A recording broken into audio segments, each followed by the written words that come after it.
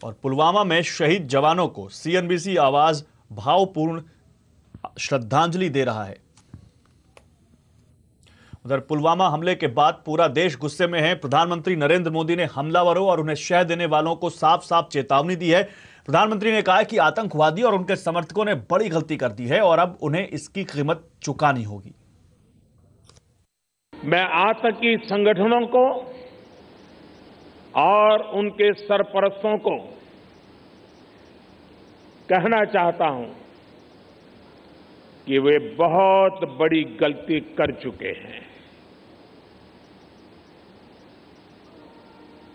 बहुत बड़ी कीमत उनको चुकानी पड़ेगी कि हमले के पीछे जो ताकतें हैं, इस हमले के पीछे जो भी गुनहगार हैं, उन्हें उनके किए की सजा अवश्य मिलेगी। उधर प्रधानमंत्री की चेतावनी बता रही है कि सरकार कड़ा एक्शन लेगी और निशाने पर न सिर्फ आतंकवादी होंगे बल्कि पाकिस्तान को भी इसका खामियाजा भुगतना पड़ेगा। इसकी शुरुआत हो चुकी है। पुलवामा हमले पर पहली कार्रवाई करते हुए सरकार ने पाकिस्तान से मोस्ट फेवर्ड नेशन का दर्जा वापस ले लिया। कैबिनेट कमेटी ऑन सिक्योरिटी की बैठक के बाद वित्त मंत्री अरुण जेटली ने कहा कि अब पाकिस्तान को अलग थलग करने के सभी प्रयास किए जाएंगे। उद्देश्य यह होगा कि अंतर्राष्ट्रीय स्तर पर पाकिस्तान को आइसोलेट, अलग थलग एक बार फिर से किया जाए। जो मोस्ट फेवर्ड नेशन ट्रेड के संबंध में होता है, जो पाकिस्तान को भी मिला हुआ है, अन्य देशों को भी हमने दिया हुआ है, पाकिस्तान को दिया हुआ वो दर्जा रद्द कर दिया गया है। इसके संबंध में जो सूचना है वो वाणिज्य मंत्रालय इसकी जारी करेगा। उधर पाकिस्तान से मोस्ट फेवर्ड नेशन का दर्जा वापस ले लिया गया है और सरकार बड़ी कार्रवाई की तैयारी में है। और डिटेल्स के साथ इस पर जुड़ रहे हैं हमारे सहयोगी आलोक प्रियदर्शी। तो आलोक, ये बताइए, मोस्ट फेवर्ड नेशन ये दर्जा होता क्या है और जब ये वापस ले लिया गया है तो भारत और पाकिस्तान पर इसका क्या असर पड़ेगा, जरा बताइए। मोस्ट फेवर्ड नेशन यानी सर्वाधिक महत्व के देश का दर्जा सहयोगी राष्ट्र को दिया जाता है। ये दर्जा देकर सहयोगी राष्ट्र को इस बात के लिए आश्वस्त किया जाता है कि दोनों देशों के बीच में जो कारोबारी संबंध होंगे उसमें कोई भेदभाव नहीं होगा, यानी दोनों देशों के बीच में कारोबार बेरोक टोक होगा। और साथ ही इस बात को भी सुनिश्चित किया जाता है कि आयात और निर्यात जो भी शुल्क होगा वो कम से कम होगा। विश्व व्यापार संगठन के मुताबिक जिस देश को यह दर्जा हासिल होता है उस देश को बाकी सदस्य देशों से ज़्यादा शुल्क की वसूली नहीं की जा सकती है। फिलहाल भारत और पाकिस्तान के बीच में सालाना करीब 18,000 करोड़ रुपए का कारोबार होता है, जिसमें steel, cement, cotton, filament, dry fruits जैसी चीज़ें शामिल है।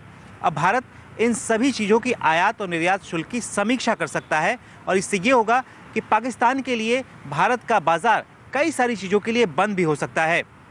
गौरतलब है कि भारत ने पाकिस्तान को मोस्ट फेवर्ड नेशन का दर्जा 1996 में दिया था, लेकिन पाकिस्तान ने ये दर्जा अभी तक भारत को नहीं दिया है, जिसकी वजह से पाकिस्तान अपनी चीज़ें आसानी से भारत भेज सकता है, लेकिन भारत अपना सामान पाकिस्तान में आसानी से नहीं भेज सकता। ठीक है, शुक्रिया आलोक आपका। उधर हालात का जायजा लेने गृह मंत्री राजनाथ सिंह आज खुद श्रीनगर पहुंचे। यहां राजनाथ सिंह ने शीर्ष अधिकारियों के साथ बैठक की। बाद में उन्होंने कहा कि सरकार निर्णायक लड़ाई लड़ रही है और दोषियों को बख्शा नहीं जाएगा। कुछ ऐसे एलिमेंट्स हैं जो सीमा पार की जो आतंकवादी ताकतें हैं, आतंकवादी संगठन हैं अथवा आईएसआई, इनके साथ उनकी मिलीभगत है और आतंकवाद की गहरी साजिश में ऐसे सारे लोग भी कुछ शामिल हैं। और मैं कहना चाहता हूं, ऐसे लोग जम्मू कश्मीर की जनता के भविष्य के साथ वो खिलवाड़ तो कर ही रहे हैं और खास तौर से हमारे जम्मू कश्मीर के नौजवानों के भविष्य के साथ भी वो खिलवाड़ कर रहे हैं। पाकिस्तान और आईएसआई से पैसा लेने वाले भी कुछ एलिमेंट्स यहां पर हैं, कुछ ताकतें हैं। और मैंने आज कहा है स्पष्ट रूप से यहां अधिकारियों को भी जम्मू कश्मीर के कि ऐसे लोग जो पाकिस्तान से पैसा लेते हैं, आईएसआई के साथ जिन लोगों की मिली भगत है, उनके सिक्योरिटी को रिव्यू किया जाना चाहिए।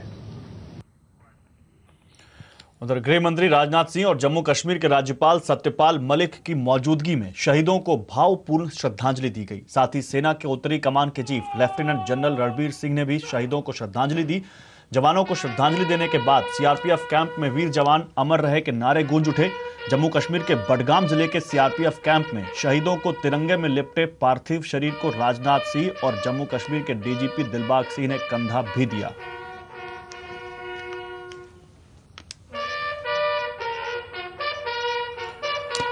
इस सबके बीच पुलवामा में हुए आतंकी हमले को लेकर देश भर में जगह जगह पर प्रदर्शन हो रहे हैं। आतंकवाद और पाकिस्तान के खिलाफ लोगों का गुस्सा सड़कों पर निकल रहा है। पहली तस्वीर जम्मू के कठुआ और सांबा की है, जहां स्थानीय लोग आतंकवाद के खिलाफ अपना गुस्सा जाहिर कर रहे हैं। दूसरी तस्वीर मुंबई की है, जहां लोग पाकिस्तान का झंडा जलाकर विरोध प्रदर्शन करते दिखे। तीसरी तस्वीर दिल्ली की, जहां पाक उच्चायोग के बाहर लोग प्रदर्शन कर रहे थे। वहीं चौथी तस्वीर रांची की, यहां भी लोगों ने सड़कों पर आतंकवाद के खिलाफ जमकर प्रदर्शन किया। इसके अलावा भी देश भर में अलग अलग जगहों पर प्रदर्शन आज काफी हुए।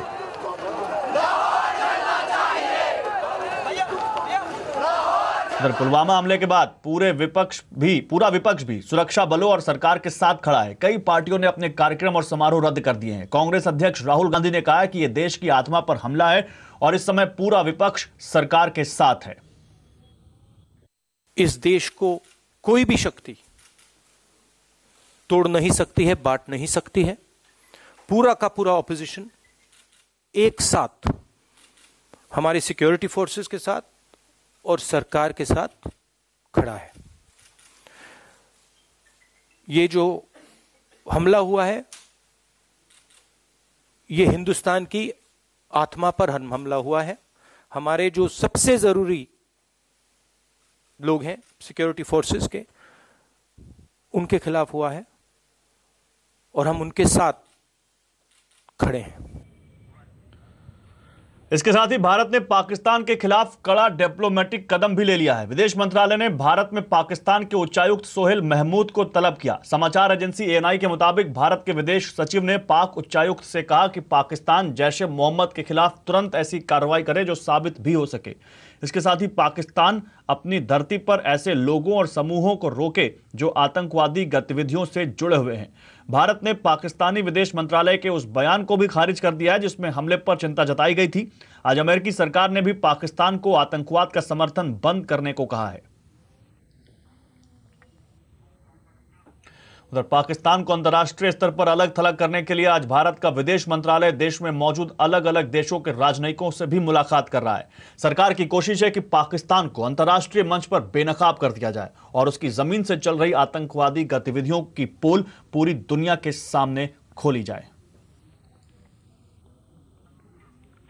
लेकिन चीन एक बार फिर आतंकवाद के मोर्चे पर भारत के मुकाबले पाकिस्तान के साथ दिख रहा है। आज चीन के विदेश मंत्रालय के प्रवक्ता ने एक बार फिर जैश ए मोहम्मद के चीफ मसूद अजहर को आतंकवादी करार देने के मसले पर टाल मटोल की। चीनी प्रवक्ता ने पुलवामा हमले पर दुख और चिंता जाहिर की और कहा कि क्षेत्रीय सहयोग से आतंकवाद के खिलाफ लड़ाई होनी चाहिए। लेकिन जब उससे पूछा गया कि यूनाइटेड नेशन सिक्योरिटी काउंसिल में मसूद अजहर को आतंकवादी करार देने पर उसका स्टैंड क्या है, तो उसने कहा कि चीन इस पर सोच विचार कर जिम्मेदारी पूर्वक कदम उठाएगा।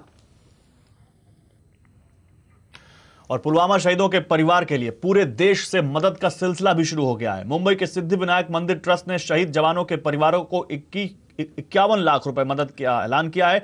मध्य प्रदेश सरकार ने भी शहीदों के परिवारों को 1 करोड़ रुपए मदद देने का ऐलान किया है। महाराष्ट्र सरकार राज्य से जुड़े शहीदों के परिवार को एक घर और सरकारी नौकरी देने का भी ऐलान किया है। उत्तराखंड के सभी आईएएस अधिकारियों ने भी अपनी 1 दिन की सैलरी शहीद जवानों के परिवारों को देने का ऐलान किया है।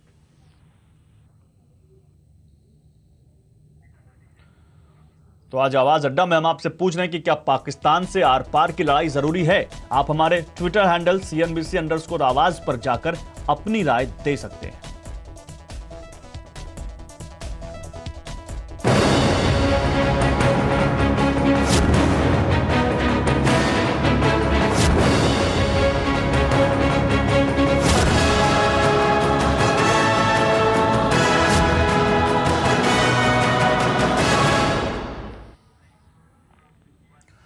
बाजार आज निचले स्तर से अच्छी रिकवरी लेकर बंद हुआ है, लेकिन इस पूरे हफ्ते बाजार ने लाल निशान में ही वक्त बिताया है। आज लगातार छठे दिन बाजार गिरावट के साथ ही 2 हफ्तों के निचले स्तर पर पहुंच गया है। बाजार की चाल पर और जानकारी के लिए हमारे साथ हैं हमारे सहयोगी वरुण दुबे। तो वरुण, आज के कारोबार की हाइलाइट्स क्या रही? देखिए, आज भी बाजार में गिरावट देखने मिली और गिरावट के 4 बड़े कारण थे। एक तो हमारे घरेलू टेंशन, दूसरा ग्लोबल बाजार आज कमजोर थे, तो वहां से भी जो संकेत थे वो कमजोरी के थे। कच्चा तेल लगातार बढ़ते जा रहा है, रुपया लगातार कमजोर होते जा रहा है, तो ये भी कहीं ना कहीं प्रेशर बना रहा है और मूड जो है भारतीय बाजारों का वो लगातार खराब है। और इसका अंदाजा आप इसी से लगा सकते हैं कि लगातार 6 दिन भारतीय बाजारों में गिरावट देखने मिली। निफ्टी में 1.5% से ज्यादा की गिरावट इसी हफ्ते देखने मिली और सबसे ज्यादा बुरा हाल तो मिड कैप और स्मॉल कैप का रहा, जो करीब 4 से 5% के आसपास की गिरावट हुई है इस पूरे हफ्ते में। ये बात सही है कि आज के कारोबारी सत्र में सेकेंड हाफ में बाजार में निचले स्तर से रिकवरी देखने मिली है, लेकिन इससे यह कहना गलत होगा कि बाजार का मूड जो है वो सुधर गया है। मूड अभी भी खराब है और गिरावट का जो सिलसिला है वो अभी भी जारी है। बिल्कुल, मूड खराब दिख ही रहा है बाजार का, लेकिन वरुण, सेक्टर वाइज और शेयर वाइज बताइए, कहां ज्यादा उठा पटक रही? देखिए, हैवी वेट्स की बात करें तो HDFC ट्विंस लगातार यहां प्रेशर देखने मिल रहा है। आज भी देखिए इनकाउंटर्स में अच्छा खासा प्रेशर था। इसके अलावा SBI यहां भी गिरावट थी और सन फार्मा जैसे स्टॉक में करीब 4% के आसपास की गिरावट देखी गई। खबरों के चलते कुछ स्टॉक्स एक्शन में थे। पेज इंडस्ट्रीज में 8.5% की गिरावट। डॉक्टर रेडिस, इनका जो हैदराबाद का यूनिट था उसको जो ऑब्जर्वेशन मिले थे 11, उसमें से 4 रिपीट ऑब्जर्वेशन है। ये पता चलने के बाद स्टॉक की पिटाई हुई, हालांकि निचले स्तर से रिकवरी भी हुई। अशोक लेलैंड, नतीजों के बाद कमेंट्री थोड़ी कमजोर थी, स्टॉक में अच्छी खासी गिरावट। वही डिशमैन में भी खबरों के चलते स्टॉक में अच्छी खासी तेजी आज देखने मिली, करीब 5% के आसपास के गेंस थे। नतीजों का इंपैक्ट काफी सारे स्टॉक्स में देखने मिला। ONGC, India bulls real estate और जेट एयरवेज नतीजों के बाद अच्छा खासा उछाल देखने मिला। इनफैक्ट जेट एयरवेज तो बोर्ड ने जो डेट रिजोल्यूशन प्लान दिया है उसका भी फायदा मिला, लेकिन ग्लेनमार्क फार्मा देखिए नतीजों के बाद स्टॉक में करीब 6.5% के आसपास की गिरावट थी। इसके अलावा जिन स्टॉक्स में आज भरपूर एक्शन देखने मिला उसमें बैंकिंग और NBFC काउंटर्स में अच्छा खासा दबाव था। इंडियन बैंक 8%, कैनफिन होम्स में 6.5%, यूनाइटेड बेवरेज देखिए 4.5%, 5% के आसपास की गिरावट यहां भी देखने मिली। Pharma stocks, steel, metals and mining stocks और ऑटो स्टॉक्स, यहां अच्छा खासा प्रेशर आज के ट्रेडिंग सेशन में देखा गया है। वहीं जिन स्टॉक्स में आज कुछ हद तक तेजी देखने मिली उसमें देखिए पावर और ऑयल एंड गैस के क्षेत्र के स्टॉक्स थे। यहां आप देख सकते रिलायंस दिग्गज सबसे ज़्यादा खरीदारी इसमें देखने मिली, इसने मदद की काफ़ी हद तक बाजार की। इसके अलावा L&T, NTPC और पावर ग्रिड जैसे स्टॉक्स थे जहां तेजी देखी गई है। तो कुछ स्टॉक्स थे जहां तेजी देखी गई, निचले स्तर से रिकवरी भी हुई है, लेकिन जो गिरावट का सिलसिला है वो अभी भी जारी है। शुक्रिया वरुण, आगे बढ़ते हैं। सरकार ने ग्राहकों की शिकायतों का निपटारा करने के लिए ग्राहकों को एक और मंच दे दिया है। अब कोई भी ग्राहक कंज्यूमर कोर्ट जाने से पहले किसी भी कंपनी के खिलाफ मध्यस्थता का रास्ता अपना सकता है। खबर पर ज्यादा जानकारी के लिए चलते हैं हमारे संवाददाता असीम मनचंदा के पास। असीम, क्या है ये नई गाइडलाइंस और कोई ग्राहक किसी कंपनी के खिलाफ मध्यस्थता का रास्ता कैसे अपनाएगा? देखिए, देश भर के कंज्यूमर कोर्ट्स में 4,30,000 से ज़्यादा केस जो पेंडिंग है। ऐसे में कंज्यूमर अफेयर मंत्रालय ये चाहता है कि जो ग्राहक है उसको एक विकल्प दिया जाए कि वो कंज्यूमर कोर्ट को अप्रोच करने से पहले मीडिएशन का रास्ता जो है अपना सके। इसके लिए उसने गाइडलाइन जो है वो भी तैयार कर ली है और इन गाइडलाइन को NCDRC के पास मंजूरी के लिए भेजा है। अगर इन गाइडलाइंस को मंजूरी मिल जाती है तो कंज्यूमर के पास विकल्प होगा कि वो पहले मीडिएशन का रास्ता जो है अपना सके। इसको लेकर के मंत्रालय 19 तारीख को एक बैठक जो है वो भी करने वाला है। खासतौर पर कि अगर कंज्यूमर को लगता है कि उसको केस फाइल नहीं करना तो एक मीडिएटर की मांग जो है वो कर सकता है।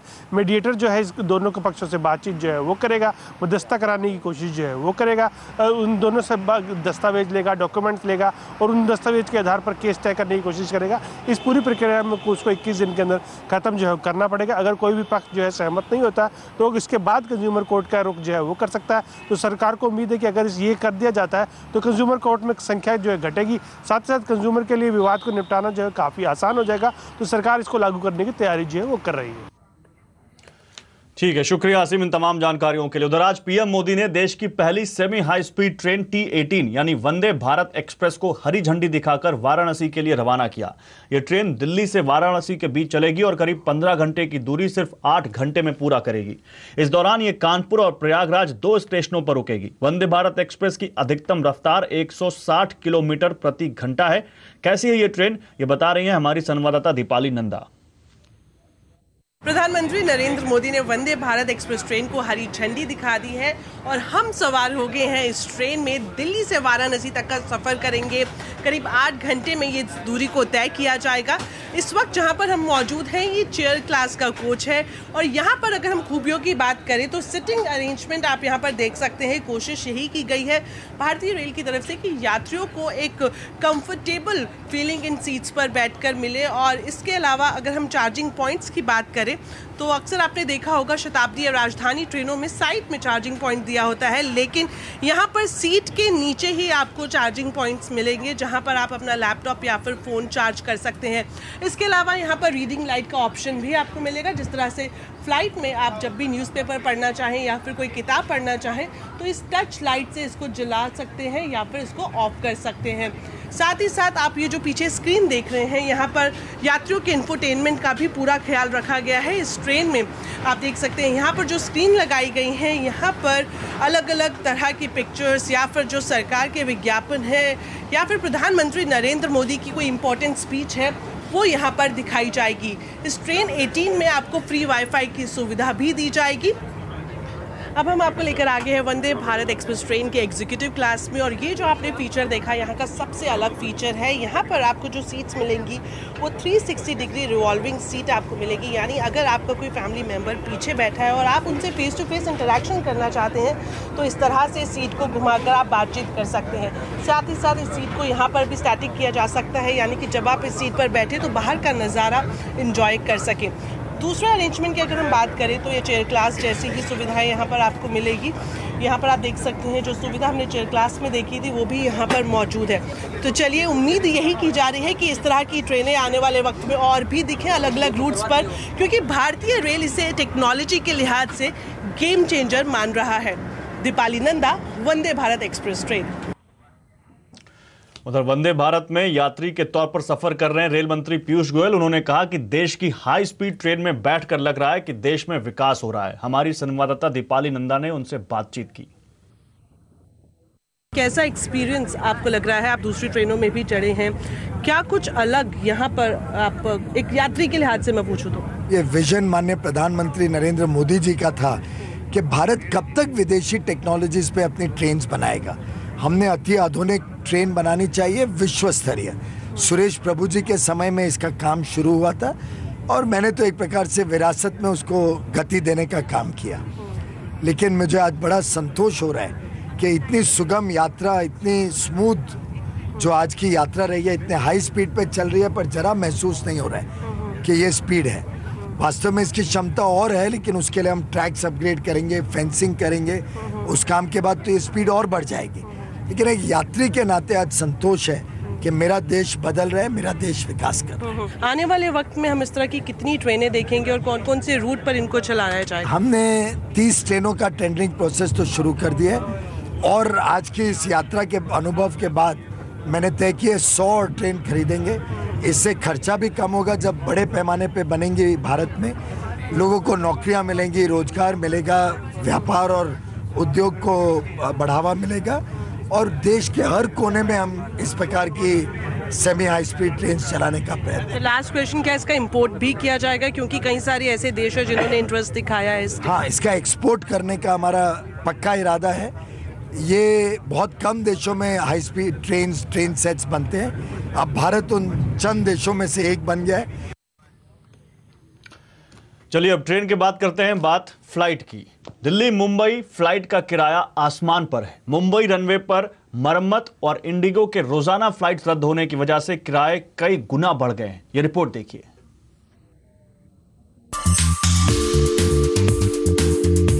2 घंटे की फ्लाइट की इकोनॉमी का किराया 40,000 रुपए। सुनने में अजीब लग सकता है, लेकिन आजकल दिल्ली मुंबई के बीच टिकटों का यही हाल है, जबकि आम दिनों में 2,000 से 4,000 के बीच टिकट मिल जाते हैं। मुंबई से दिल्ली और बेंगलुरु के हवाई टिकटों का किराया कई गुना बढ़ गया है। जहां 15 फरवरी का मुंबई से दिल्ली का नॉन स्टॉप किराया 23,000 से 30,000 रुपए तक पहुंच गया है, वहीं मुंबई से बेंगलुरु का नॉन स्टॉप किराया भी 12,000 से 26,000 तक पहुंच गया है। ये तो सिर्फ नमूना है। किसी किसी दिन ये किराया 40,000 और 62,000 तक जा रहा है। एयर फेयर्स की एक अपर कैपिंग होनी चाहिए। जैसे कि दिल्ली मुंबई का अगर फेयर एक एयरलाइन की डायरेक्ट ऑपरेटिंग कॉस्ट 4,000 रुपये है, तो आप एक अपर कैपिंग उसकी 8,000 रुपये कर दो। 8,000 मतलब 100% ज़्यादा कर दो। 100% से ज़्यादा प्रॉफिट नहीं होना चाहिए, और 100% नहीं तो उसकी 8 की जगह 10,000 कैप कर दो, बट अपर कैपिंग बहुत ज़रूरी है। लेकिन सवाल है कि आखिर ऐसा क्यों हो रहा है? क्यों अचानक हवाई किराए आसमान छू रहे हैं? असल में मुंबई के छत्रपति शिवाजी अंतर्राष्ट्रीय हवाई अड्डे पर रनवे की मरम्मत का काम चल रहा है। इसकी वजह से हफ्ते के 3 दिन यानी मंगलवार, गुरुवार और शनिवार को रनवे सुबह 11 बजे से शाम 5 बजे तक बंद रखा जाएगा। 7 फरवरी से शुरू हुआ रिपेयर वर्क 30 मार्च तक चलेगा। अनुमान है कि इस दौरान 5,000 उड़ानें रद्द होंगी। इसी तरह भारतीय वायुसेना के अभ्यास के चलते बेंगलुरु हवाई अड्डे पर भी 17 फरवरी तक दोपहर 1:30 बजे से 4:30 बजे तक उड़ानें रद्द कर दी गई हैं। इसके अलावा पायलटों की कमी से जूझ रही इंडिगो भी रोजाना अपनी उड़ानें रद्द कर रही है, जिसका खमियाजा यात्रियों को भुगतना पड़ रहा है। सोमवार को कंपनी ने 32 तो मंगलवार को 30 उड़ानें रद्द की। तो सरकार भले ही आपसे लगातार सस्ती उड़ानें देने का दावा कर रही हो, लेकिन देश में हवाई किराए असल में बेलगाम है।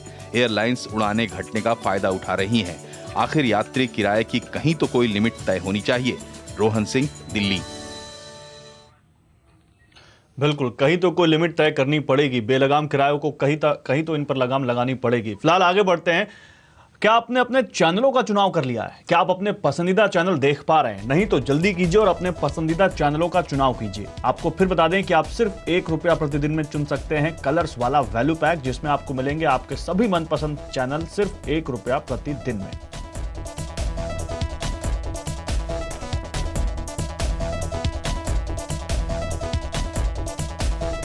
बुलेटिन में इतना ही, लेकिन खबरों पर लगातार अपडेट के लिए CNBC आवाज से जुड़े रहिए ट्विटर, फेसबुक और यूट्यूब के जरिए।